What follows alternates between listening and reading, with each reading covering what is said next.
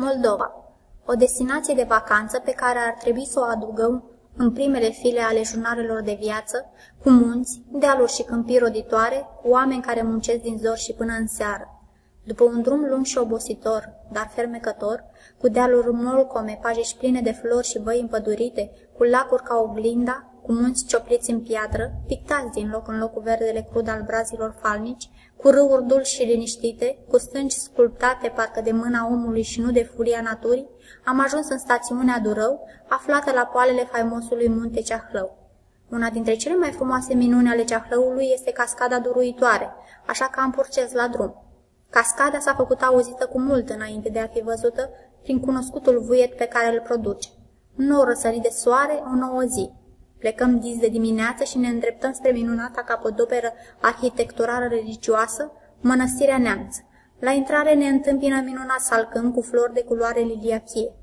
Pășim în interior, pe sub turnul Clopotniță și rămânem uimiți de liniștea și pacea ce domnesc acolo, parcă dintotdeauna.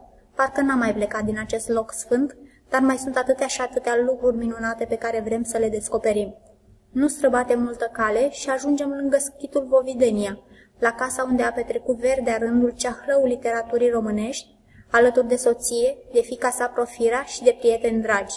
Parcă așteptam să intre Sadoveanu, purtând arhicunoscuta sa pălărie cu bonuri generoase și să se așeze la birou pentru a șterne rânduri după rânduri minunatele sale povestiri și romane. Am poposit cu drag în frumosul oraș Târgul Neamț, oraș situat pe terasa Ozanei, cea frumos curgătoare și limpede ca cristalul, și ne-am îndreptat apoi pașii spre casa lui Ion Creangă din Humulești.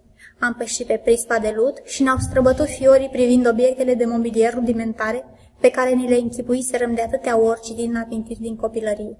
Părăsim Humuleștiul cu nostalgia amintirilor din copilărie, nu numai ale lui Creangă, ci și ale noastre, și ne îndreptăm spre mănăstirea Agapia, amplasată în mijlocul pădurii. Parcă am intrat într-o altă lume, o lume mai liniștită, mai caldă, cu flori multicolore și iarbă verde, fragedă, care se întinde ca un covor ce te îmbie la o clipă de visare și de negrăită fericire.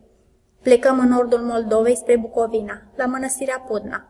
O alee umbroasă de copaci bătrâni ne duce spre poarta largă de sub turnul masiv care își străjuiește intrarea. După ce ai pășit pe sub boltă, te cuprinde smerenia. Am pășit pioși, smeriți, plini de evlavie și cu cernicie, fiecare cu gândurile și rugăciunile sale, și ne-am oprit puțin în fața mormântului lui Ștefan cel Mare și te cuprinde fiorul mândriei, știind că ești și tu părticica a neamului care a trecut prin atâtea fără să se piardă.